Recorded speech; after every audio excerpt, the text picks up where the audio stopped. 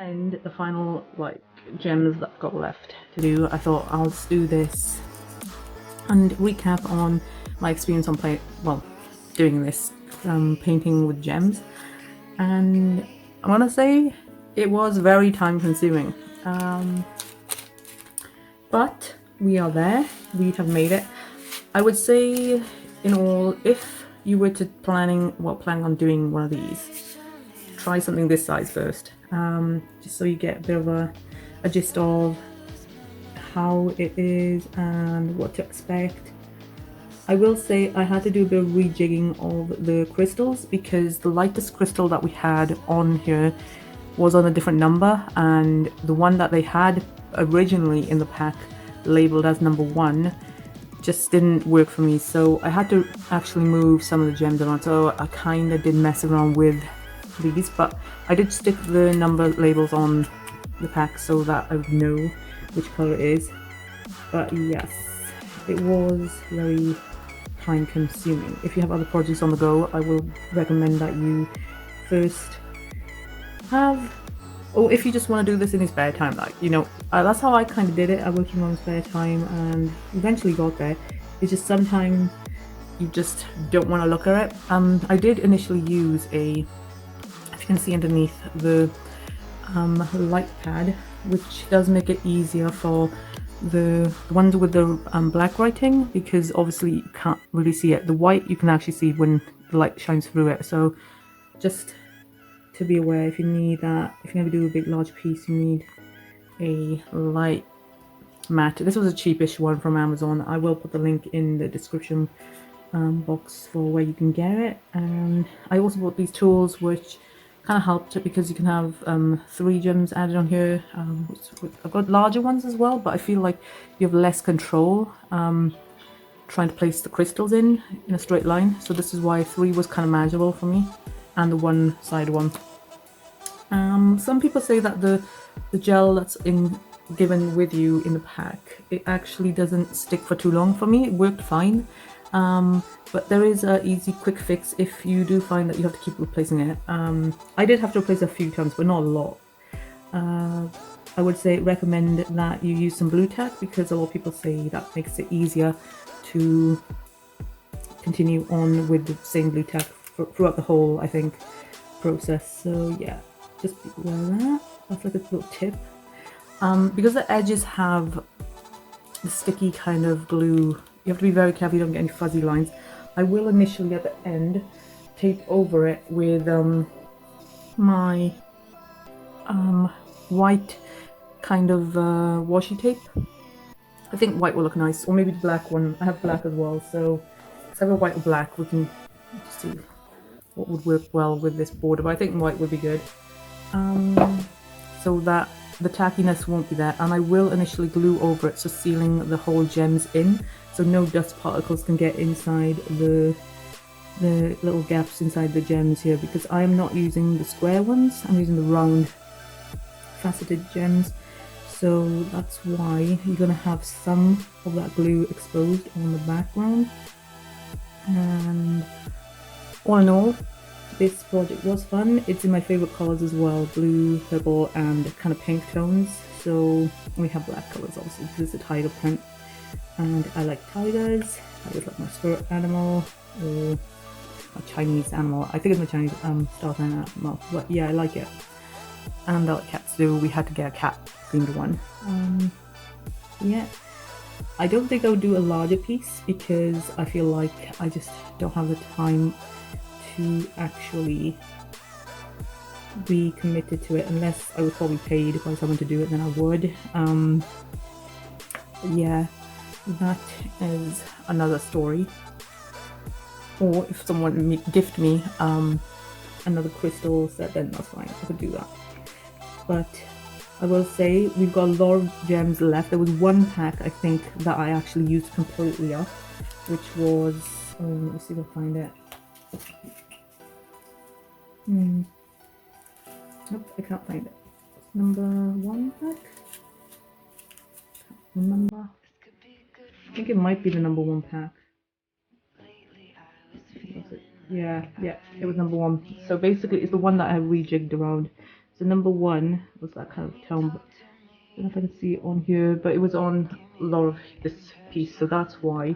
That one I actually didn't remember. I was wondering, oh gosh, will I have enough? But we do have enough crystal left over, so I could always easily replace it with another crystal if you were to lose. So here we go. I have dropped a couple of these crystals on the floor, so yeah, be aware. If you're going to do this, be careful where you actually work. But we did have enough spare, hope. Pleasantly surprised about that, because otherwise I would have been a total mess because I lost a couple gems. So let's try and finish this now.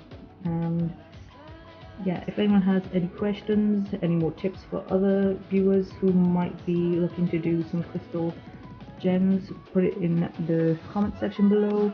Hit that bell if you haven't already, subscribe if you haven't already, and yeah, let me know what you think about this. I did try to speed up the video, so the sped up video is not the actual time it took me to do this. So I will say it took good few several hours, I would say, because obviously I was stopping this. What I initially did was started at the top right corner, and I did like a little section first, then I kind of moved on to the left, so that way it was easy for me to peel back this protective layer slowly as I kept on working, just to protect it from the dust and whatnot. So looks good. I gotta say, obviously it's a bit like pixel art if you think of it in that way, because obviously what they do is they take a small image and then they blow it up to expose these pixels, and then those become the squares that you actually initially use the crystal to fill in the gaps to make that picture. So when you're standing afar from it, it looks more visually pleasing, I would say. If you're right up close to it, it will just look pixelated. I think the same deal with larger pieces, but this one didn't have that much detail apart from the eyes. I think is more the focus, and the print that kind of stands out. So this is why I went for this design. So be very careful when you're picking a design, because it does obviously have different kind of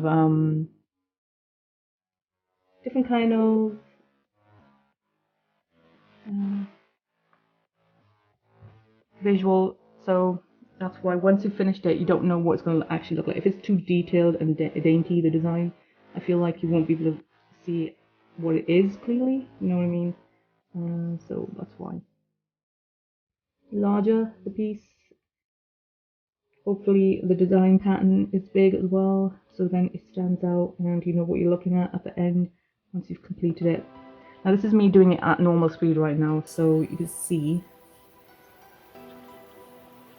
it does take time, and I'm just doing the last gem now here. I had a lot of trays laid out so that I could have a few colors on the go, so that I could actually do that. What I tend to do is to focus on one letter on the actual design. That way I could actually, even if I missed one, that was fine. I could always go back and put 1 or 2 in if I did miss them. But it made it simpler for me. And the light underneath also helped, the light pad that we got going on. And using a ring light as well to record so that you guys can see it properly. Yeah, it did take several hours. I'm going to say it was very time consuming. If you have a lot of spare time in your life and you just want to be a bit crafty with it, then with any project or anything, so this would probably be ideal. I always wanted to try something like this, like painting with numbers and stuff, but I never did it, so I thought this crystal one looks kind of cool because I'm a fan of crystals and stuff. But I wish they were more shinier. I know these are like probably the kind of cheapish kind of crystals, because obviously if you're going to be sending this out to bulk to people, they're not going to give you the most high-end crystals to use, obviously, because that will probably just be expensive, and yeah.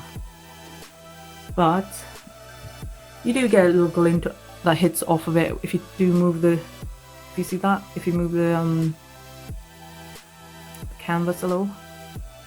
So it depends where the light hits it. And obviously I'm under a ring light right now, so I'm just not sure what it would be like in natural lighting. It's just at the moment the weather is kind of terrible for me to even experience the natural light of sun hitting it.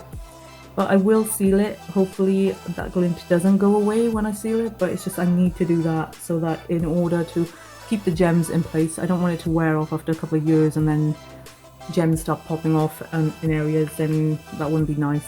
So this is why I'm going to seal it.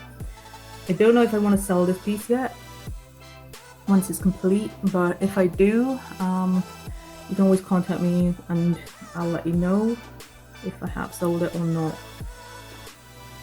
Yes, I am so proud with myself of completing it. We're just gonna speed up the video now of the end part process, and hopefully I might show, I don't know if I will or won't, but I might show the pouring of the glue on this piece, but I'll have to seal off the edges and whatnot so that I don't make a mess when I do that. We'll see. If not, then I'll probably just post a picture of it once it's already been sealed and everything on my other socials. So do check out the socials also. The links are in my description box.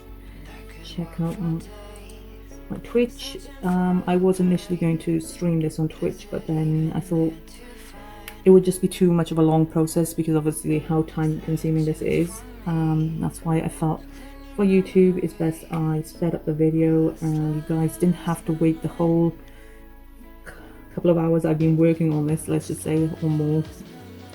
I didn't actually keep an eye on how much time I spent on it, but I feel like it could be over 24 hours because I did like stop. I couldn't sit for a good couple of hours. It's just maybe 1 or 2 hours to be max each time. So yeah, so beautiful. I do like it.